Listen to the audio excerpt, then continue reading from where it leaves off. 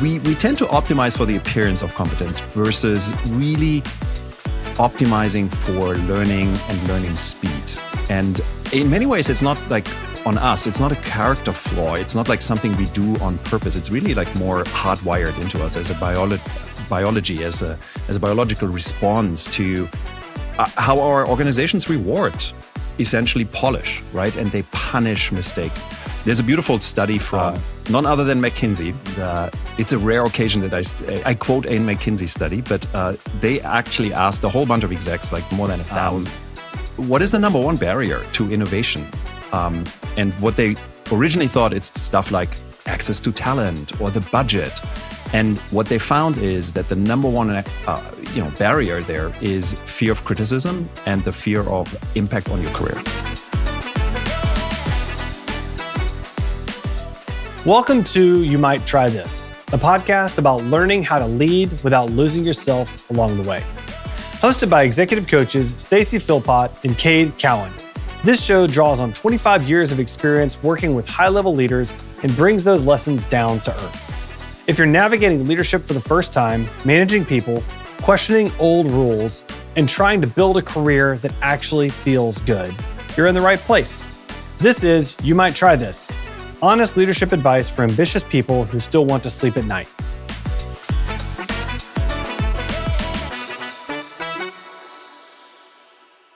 So welcome to this week's version of You Might Try This.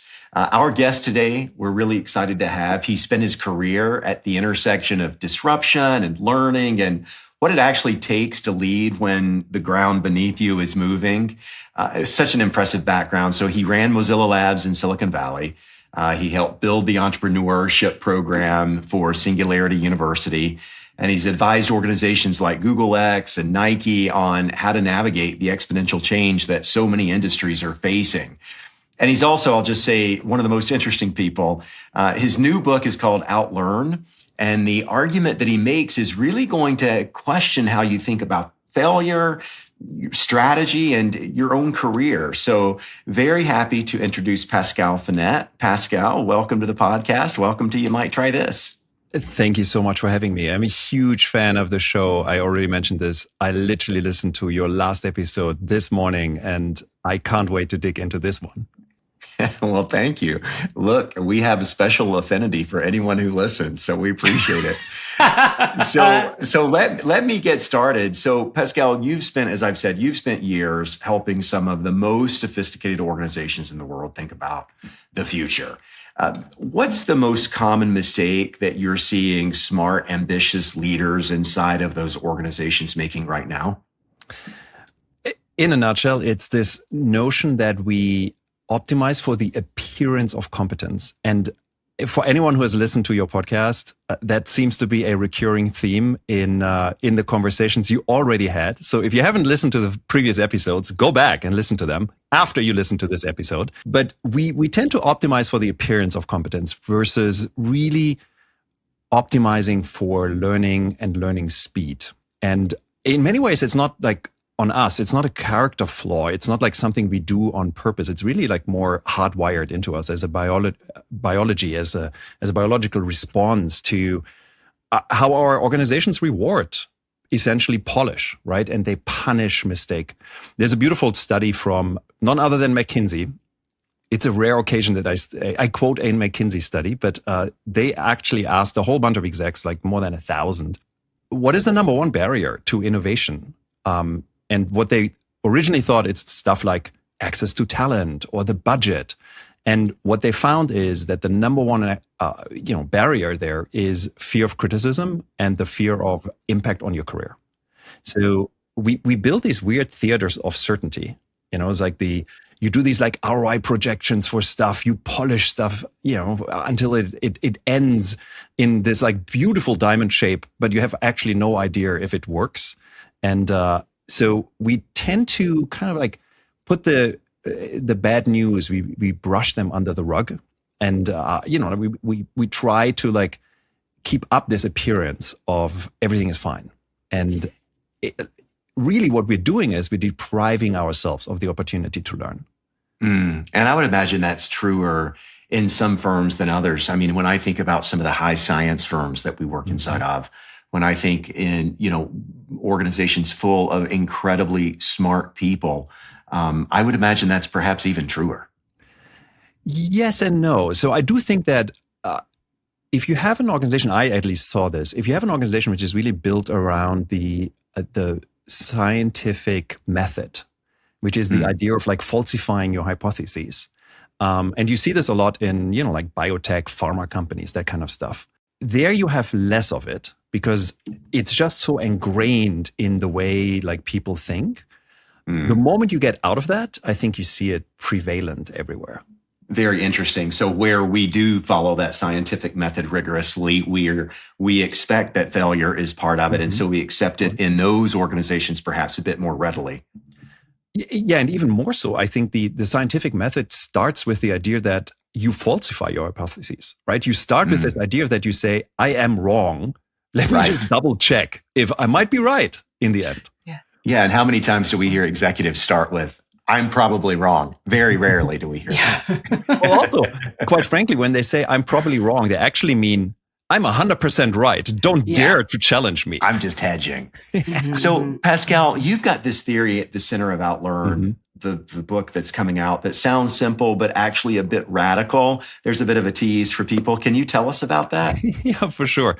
So the core theorem is very simple. It sounds very simple, right? The idea is that the speed of learning, so the velocity of your learning, is inversely proportional to the cost of failure. In very simple terms, the cheaper it is for you to fail, the faster you can learn. The cheaper you make it for you to fail, the faster your organization and you can learn. And the challenge is we tend to not do that. I can tell you, like a funny story out of my own world. You mentioned in the intro that I used to run Mozilla Labs, which was the frontier labs at Mozilla, the people who made the Firefox web browser. And the classic example was when I took over Mozilla Labs, I had these incredible coders, and we developed an idea. We built a prototype, and they were super fast. They built a prototype in 3 days. And then 3 days later, we show the prototype to a customer, and the customer literally scratches their head and they say, I don't even know what this is about, right? Like, I don't even understand this thing. And we're like, oh shit, okay. So we go and redo our prototype. And 3 days later, we have got another prototype. We put it in front of customer, and the customer says, oh, I now get it, but this button doesn't make any sense to me. And we're like, okay, great. And so the process repeated itself. It took us 3 days. Now that's relatively fast. But at one point I realized, man, for us to iterate towards the solution we want to create for the customer, it will take us years, and years we don't have, because 3 days on top of 3 days on top of 3 days, that adds up. So I forced my team to do something pretty radical, and they didn't like it in the initial phases because they are coders. That's what they want to do. I said, why don't we draw these screens? Software is pretty easy because it's like one screen goes to the next and so on. Why don't we draw them on index cards? And then we go to a random person. Luckily, Starbucks literally was 5 minutes. No endorsement for Starbucks here.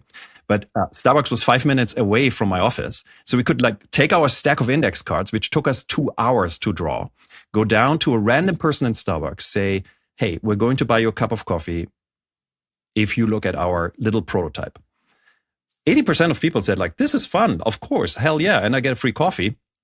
We show them literally our index cards. They go through the index cards and they say, I don't understand this button. Now, all we need to do is we sit in the corner at Starbucks, redraw the index cards, go to the next random person, show them the index card. So we went from 0.3 prototypes a day, so a prototype every 3 days, so a third of a prototype in a single day, to about 100 of those prototypes in a single day. So we like exponentially grew our learning by just going lower fidelity. And I think that's the point about, I can increase my speed of learning if I make it much cheaper and much faster for me to fail. And that's counterintuitive because we've got this desire to make it nice and polished and right. And, just one more little like thing here, but we increase the cost of making those prototypes. I love what you're talking about is because it's that counterintuitive piece. So many of my clients are afraid of failing. Cade, I'm thinking about like when we provide feedback of a psychological assessment, people immediately want to know like, well, how well did I do on the test? Like they are conditioned to think of everything as a test and want to know what their result is, right? Like without even when I'm like, but this is a descriptive feedback on who you are as a leader. It's not something you can pass or fail. People still view it that way. And I think even about, I have kids and in the school system watching how they learn. They can now get their grades on their phone before they even get the feedback on what they got wrong about. And I think we're training people to think about failing as something so much to avoid. And so what I love that you're talking about is, how do you actually seek failure, right? Because it is about learning, right? Yeah. We've spent a lot of time on go ahead. Sorry, Stacey. Just the other thing I was thinking about was, the 3 days versus the couple of hours. The other thing it makes me think is the longer people are in the building phase, the more they're falling in love with their ideas anyway. We're smoking our own exhaust over those 3 days so that when we get feedback, there's all the reasons that the customer is wrong about the feedback, as opposed to 2 hours. I'm not terribly invested. So if you say, I don't love this button, I'm okay with that. I'm not in love with that button. Yeah. Well, so, and Pascal, Cade and I have talked a lot, so far about kind of fear and identity, and that so much of what gets in people's way is often fear, right? And that they don't even know about it, and how things at work challenge our sense of identity or who we are. And that often gets in our way. And you're describing something similar, which is when people are striving to look good, or more accurately, striving to not look bad, right? That gets in the way of them learning, competing, having some protection against disruption, et cetera.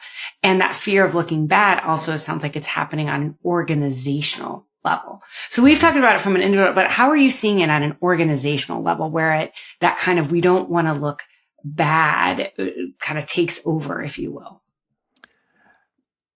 So first of all, I think I've not seen a single organization which will absolutely deny this and not basically have some form of banner which says fail fast, fail forward, like one of these like Silicon Valley motivational posters. And what they tend to do though is, and it's well-meaning, don't get me wrong, but what they tend to do is there's this really fascinating study, which is where they put humans into an fMRI machine. So you essentially scan brain activity. And then they had them imagine social rejection. So they had them basically imagine walk them through a scene where they play and they're part of the group, and then they get excluded from the group. And what they found is that the reaction your brain creates is physical pain, literally like someone stabbing you. So there is and it makes sense, right? It's like human survival depends on us being part of the group. So if you create as an organization an environment where if I try something out, I fail, willingly or not willingly, you create that environment where then I feel I'm excluded. I feel like I've done wrong to the company. I'm not part of the company and the group anymore. I create this really, really bad, literally physical feeling inside of me, which I then try to avoid as much as I can possibly do, right? So I polish my prototype until, like every corner is like beautifully designed, because it's not so much safer to do that inside versus like going out and showing it to a customer. So there is an interesting, and I didn't come up with this acronym, but there's an interesting like reframe I think we need to do, where if you take the word fail and you turn it into an acronym of your first attempt in learning, I think that's a really interesting reframing. When you really start thinking about, are we talking about failure? Which, I love this, recently at a smaller company, and they, I kid you not, they literally celebrated the failure of the month. And it's a beautiful ritual, and I get where they're coming from, but at the same time, imagine you stand on stage and they say, Stacey, you are the failure of the month. I'm like, Yay! Yeah, I know. How do you feel it? Here's a bottle of champagne. You failed.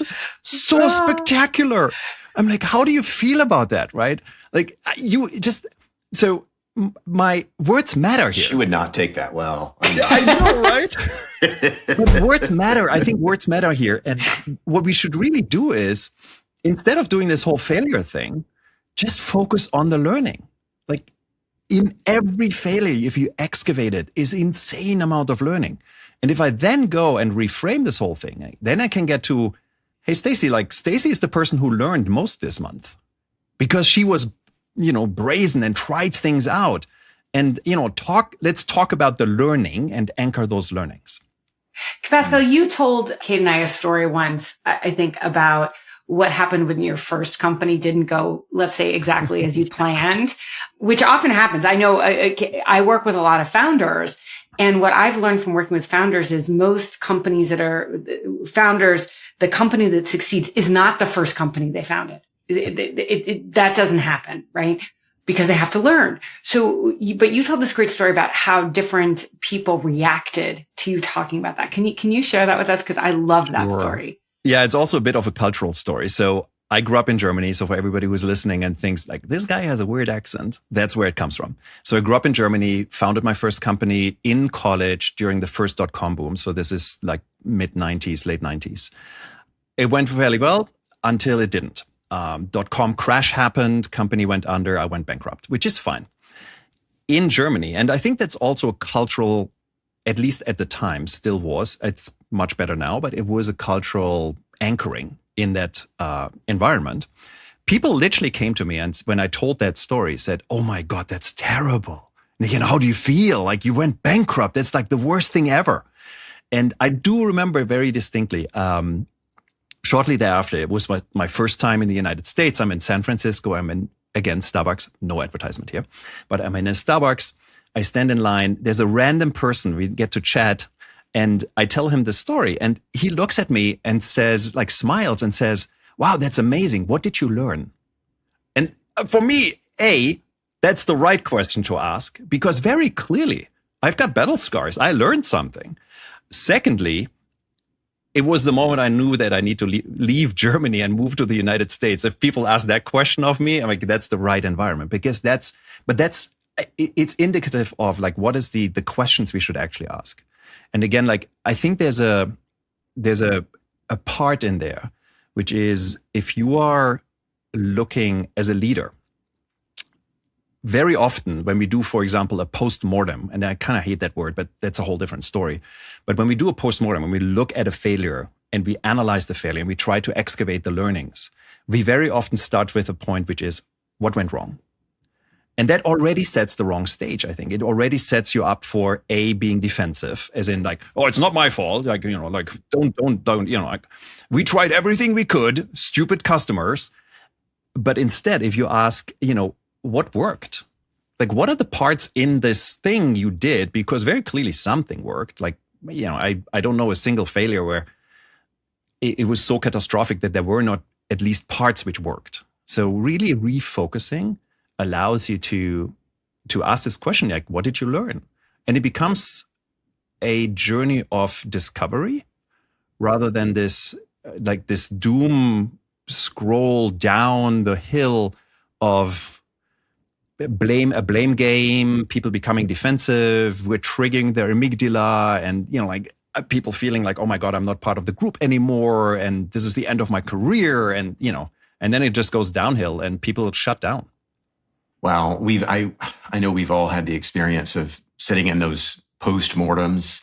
I've seen something similar, but it's a pre-mortem. So you're putting yourself in the future and you're imagining that you have failed, but it's at some point in the future. And then you're asking yourself, what are all the things that we would need to learn or experiment with in order to avoid that future? Yeah. And it kind of reduces that biological response or that biological pain. We can detach ourselves from it if we imagine it to have happened in the future. Yeah, I love the pre-mortems. By the way, the reason why I don't like the mortem part of it, it is like a little like trigger for me, triggering as in like, oh, death. Death triggers you. Death. It's a rotting corpse, right? So we like to talk a lot about particular. Death is triggering. Yeah, particularly as on the case of the postmortem, we talk about the harvest meeting. Like, what can we actually harvest out of this like thing we saw, right? I love that. So, again, words matter. So, Pascal, if someone's listening and they're saying, yes, my organization says fail fast, fail forward, we hear those words. But the reality is, it seems that the people who get ahead in my organization are the ones who actually never make mistakes, or at least the ones that don't admit to them. So if that's true for someone, how would you suggest that a leader work inside of that contradiction? I would start with the point of like, you have to, particularly in today's environment where everything around you is changing so fast. So be it the technology, the way your consumers use your product, the markets, the world at large. I think you need to start acknowledging that as a first step. And you need to say, even 10 years ago, 5 years ago, maybe, you could have much more planning, a much better planning horizon. Like the classic example for me is always like the 5-year plan, like something in the futurist community, we always call this the official future, this idea of like, you have this plan, you know what your future looks like. And that's just not true anymore. And I think what we need to do today is like, you start with acknowledging that. Once you acknowledge that, then you say, okay, so there's a much broader array of possibilities out there, which actually is really exciting because it allows us to play. The upside of uncertainty is opportunity, right? That's the beautiful thing. So again, like a bit of a reframe there. And then once you understand that, then you very quickly come to the point of, if you don't know what the future is, you can make guesses, but you need to validate those guesses. And that gets you super quick into, okay, how do I best experiment with that? How do I try things out? How do I learn? How do I get these learnings into my organization to then iterate myself towards that goal? So I think there's a bit of a mindset shift. And to be fair, every organization I work with is currently going through that. Like, even if they were very like, no, this is how the world looks like. We know people will drink sugary beverages in 10 years from now. That might be true, but like that sugary beverage might get to the consumer differently. The consumer might choose it in a different, to consume it in a different occasion. It might have a different composition, et cetera, et cetera, et cetera. So I think organizations are like waking up to this. It's interesting. I'm thinking about, Cade, I'm thinking about like non-work related things, like, cause my brain's going all over. So the first thing is like, it feels very Buddhist to me, Pascal. Like I'm thinking about like attachment, like, that if you get attached to an outcome that creates suffering, right? And then I think about at work, what so many people are rewarded for, at least in kind of Western US based corporate culture, it's conviction, right? That confidence and conviction is correlated with competence. So you want to go in a room and you want to be convicted. And yet if we're attached to an outcome, we're going to miss opportunities and we're not going to learn. And so it is a bit of a paradox. And I think about it where it comes close to home. So it's March and I have kids. I got one who's beginning the college search, right? So like that's kind of consuming my life outside of work. And I'm watching this like young person trying to make a decision that feels like it's going to be the most important decision. And what they're really trying to do is in some ways predict the future, right? Where will I be happy? What will I want as a career in this like completely unknown world? And so they're trying to make a decision about an unknown world. And I think about how we talk about it, which is you can't predict the future, but you can start to think about what you know matters, right? And what you care about. And so I think about when you're working with these clients and they're trying to be convicted, they have a future they think they see. How do you help them open up their thinking so they can make better choices, Pascal? Like, how do you think about that? Yeah, I think there's two pieces to that. One is this notion of, and I'm coming back to the words I used before, which is this idea of like the official future. So in the futurist community, we talk about this idea that if you look out into the future, what most of us do is we prepare ourselves. We pretend that there's a really narrow band of how the future turns out for us. Either individually, as you mentioned with your kiddos, or as an organization. In the organizational context, that's your 5-year plan. Like the 5-year plan lays out exactly what the company will do in 5 years and where it will be in 5 years. And there's value in doing this because you want to have a North Star. You need to, mobilize your resources towards a specific goal. But you need to understand that there's a really interesting trap in there, which is if you have that official future, you reinforce that official future because you make your investments based on that plan, that idea, etc. Right? And then it becomes this self-fulfilling prophecy, which is fine if that is the right path. What I would argue is that increasingly that is unclear. It's unclear if it's the right path. So in the futurist community, there's this beautiful concept. I love that, which is, we call this the cone of uncertainty. So if you look at time as an expanding timeline. So you have today, and then you've got a future in a month from now, and a year from now, and 10 years from now.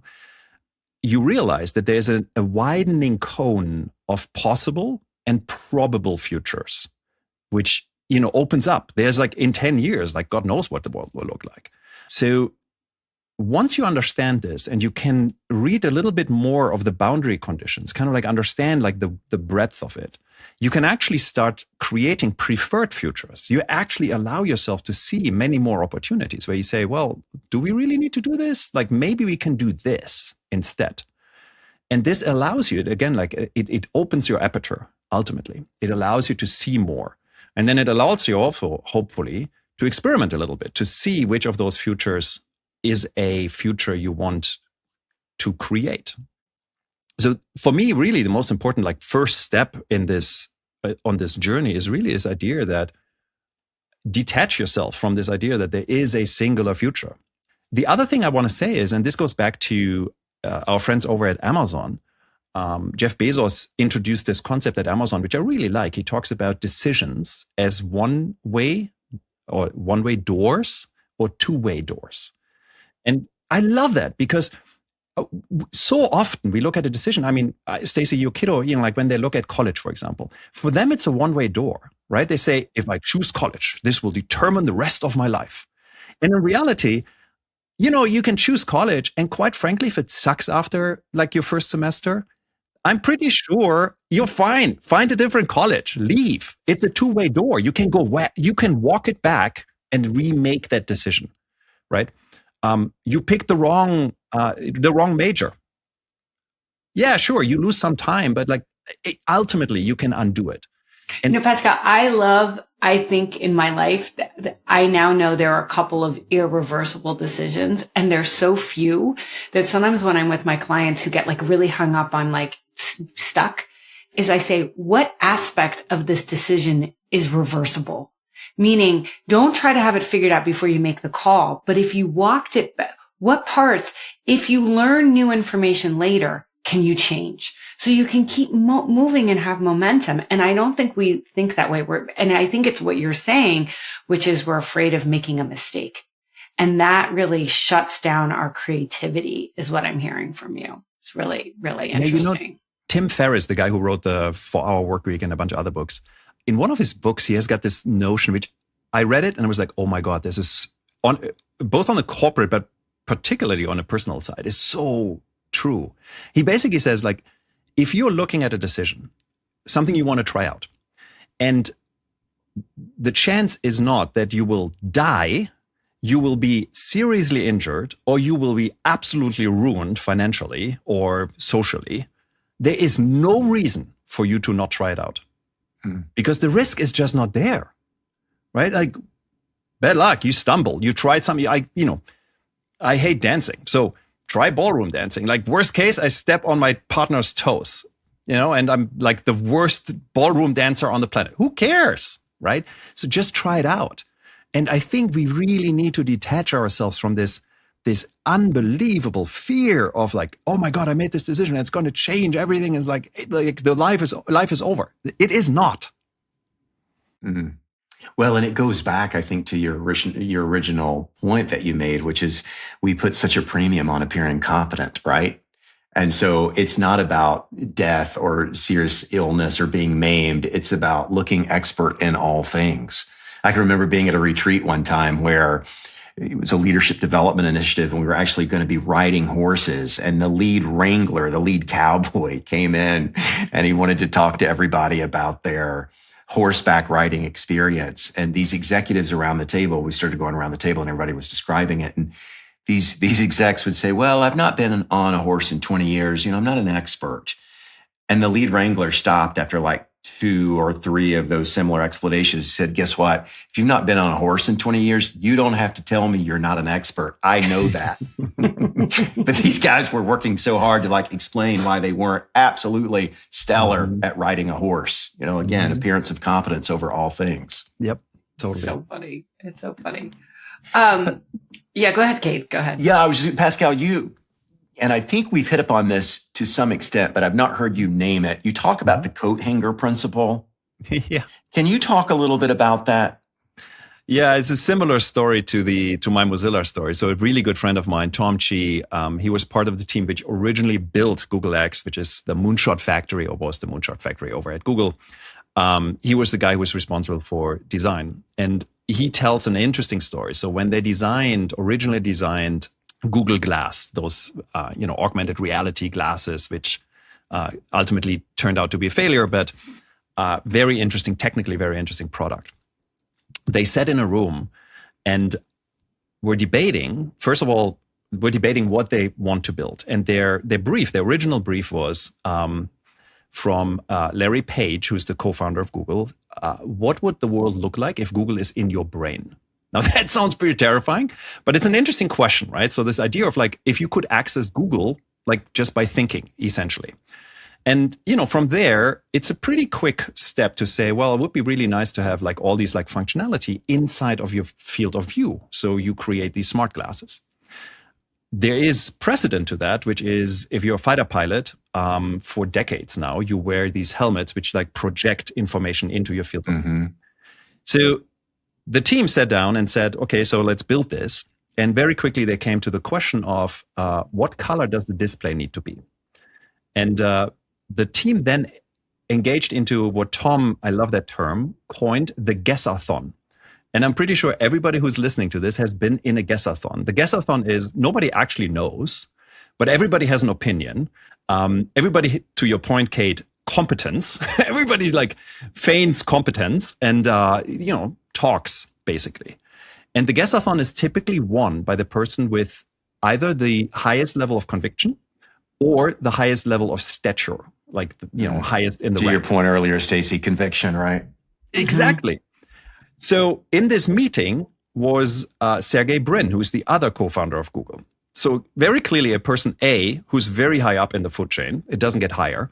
Secondly, also a person who's very convicted of his own opinions, for better or worse.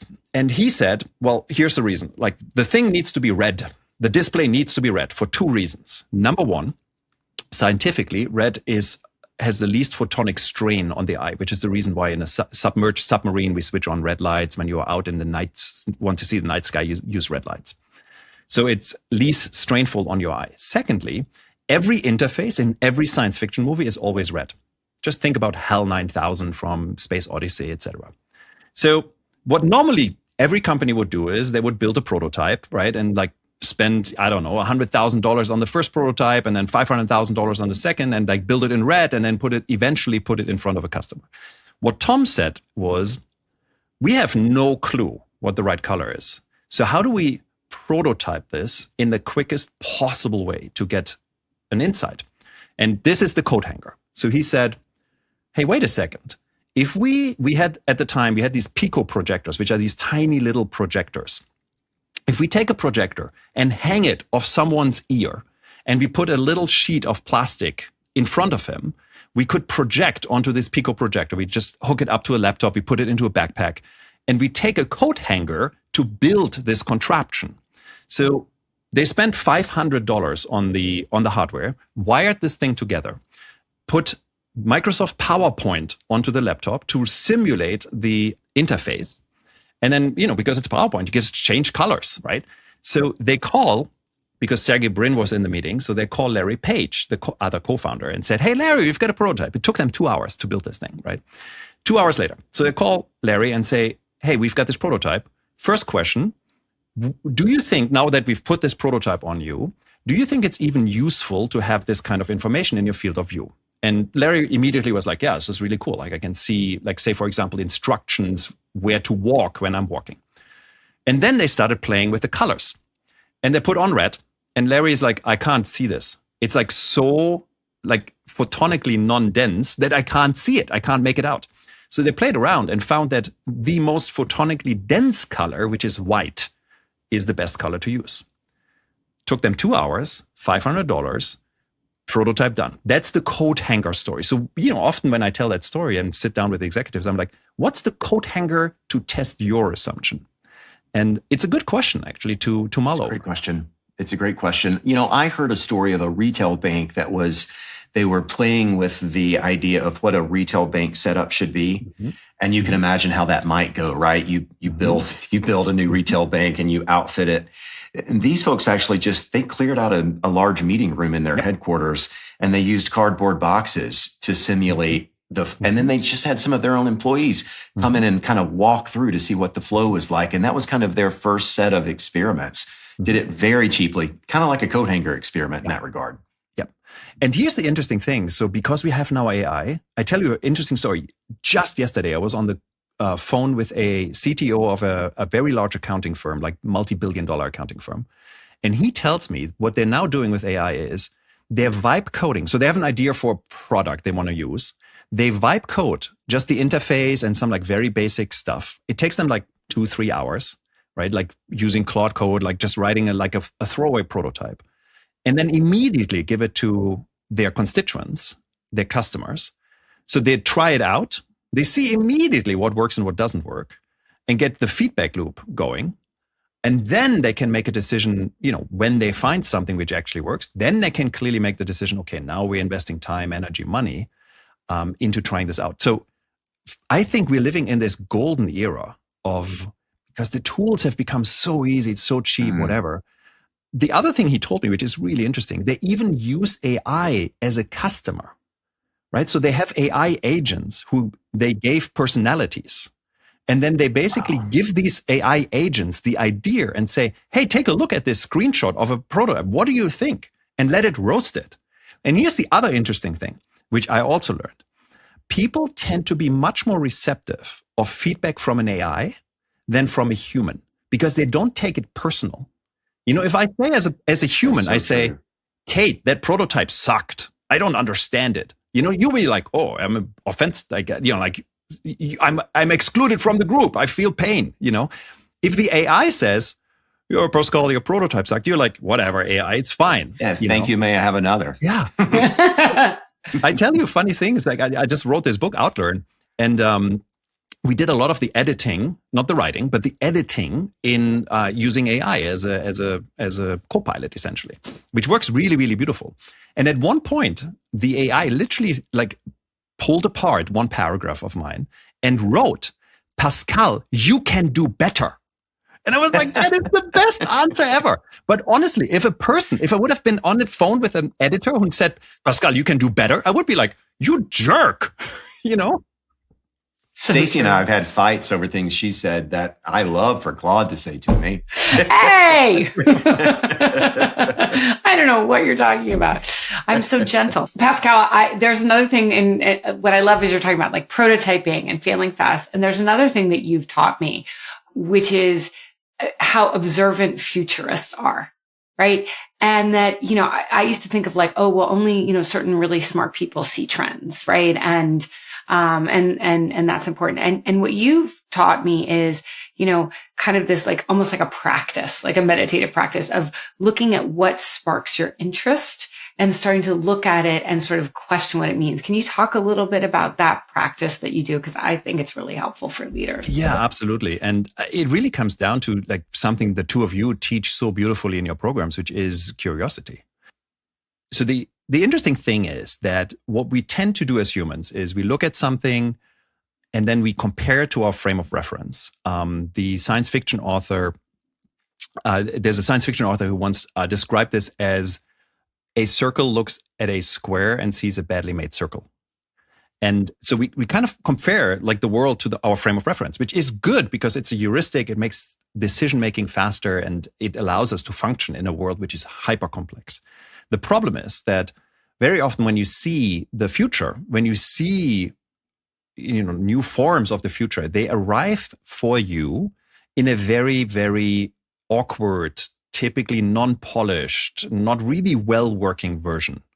So think about back, if you're old enough, like, smartphones before the iPhone. We had smartphones before that were just like really clunky and not great. And what people tend to do is they look at them and say, it's not good, and then they ignore it. And what I like to do is, and this goes back to, this is not my insight, this comes back to a gentleman called Guy Kawasaki, who was the first evangelist at Apple, is to look at these things and become a little more curious and ask the simple question, isn't that interesting? So you see something weird, like a change, a person doing something interesting. I see this a lot with kids now. It's like, I'm like, the age difference between me and someone who's 16 is like pretty significant. And I see someone who's like 16 using their phone in like really weird, interesting ways. And instead of like just looking away or like saying like, why would they do this? Or like judging, stupid, right? I just asked myself, isn't that interesting? Because it opens that space for exploration. It opens this notion of like, what does this actually mean? And, what are the implications of that? And what are the implications of those implications? And that becomes really interesting. So for the book, I came across this metaphor, which didn't occur to me before that. But if you think about a bat actually, as the bat flies, it actually has no clue because it essentially can't see. It has no clue of like, it doesn't have a map. It doesn't have a clue. It can't see. But what it does is it uses echolocation. So it sends out these pings and like at any given time, it kind of like, it gets these signals back and that allows it to create essentially a mental map of where it needs to move. And I think the act of being curious, the act of asking that question creates essentially echolocation for you for the future. Like you send out these pings. You're like, oh, this is interesting.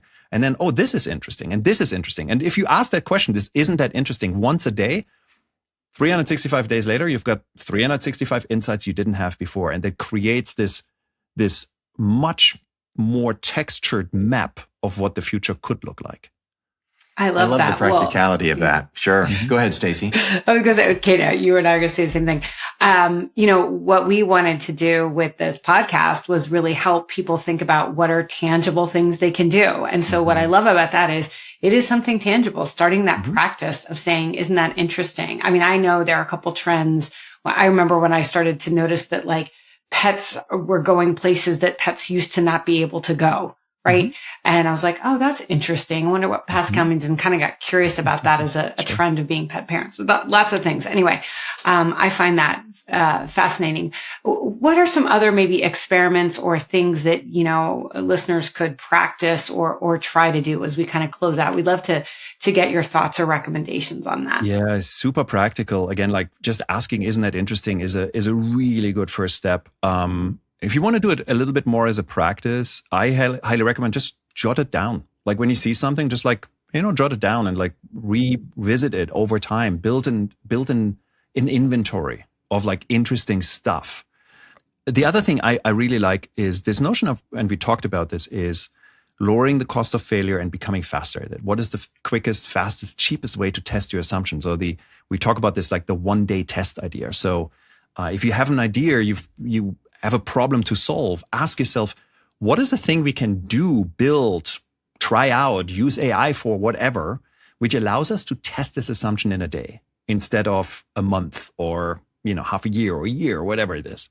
It kind of forces you to like take away the shine and the polish and really get to the essence of what is the question, right? Again, like going back to the coat hanger, there's a million things you need to get right to build augmented reality glasses, right? Like you need to get the electronics small enough and the battery and what have you. But one of the core questions is it even useful? And then secondly, once you build it, like, can you get away with a black and white display? Like, can it be white, whatever? So I think that's the other one. And then like, really like looking at, we talk about this idea of like the cost of failure audit. So like figuring out what is the cheapest, easiest way? And then doing this, like you try it out and then be very specific about like, how do we like extract the learnings?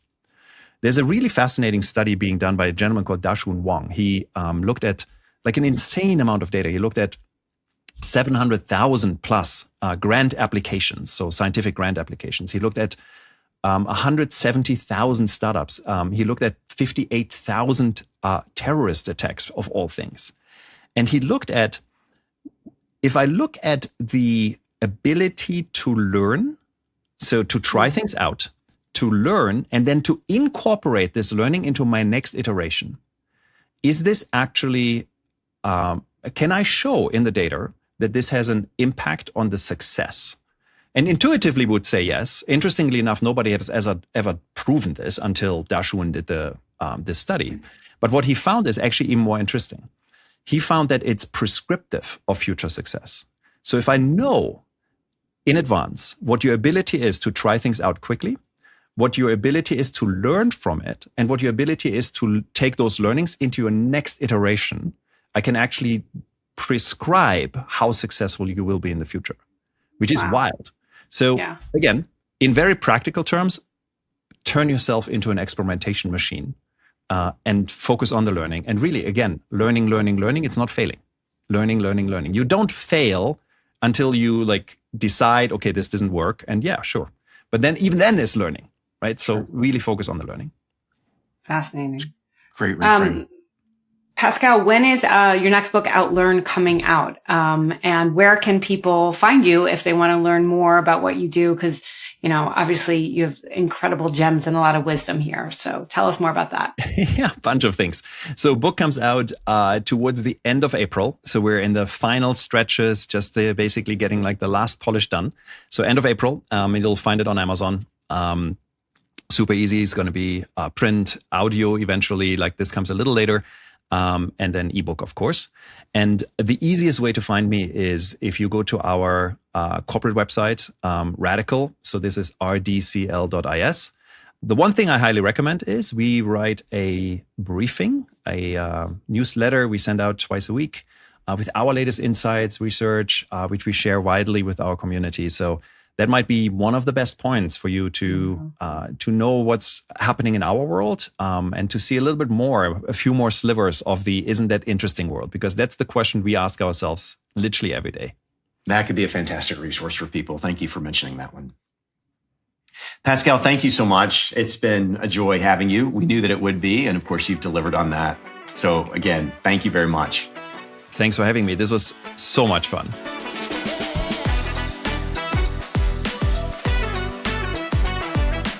Thank you for listening to You Might Try This, brought to you by EDC and Edgewise Media. To learn more about the podcast, visit youmightTryThis.com or connect with us on social media.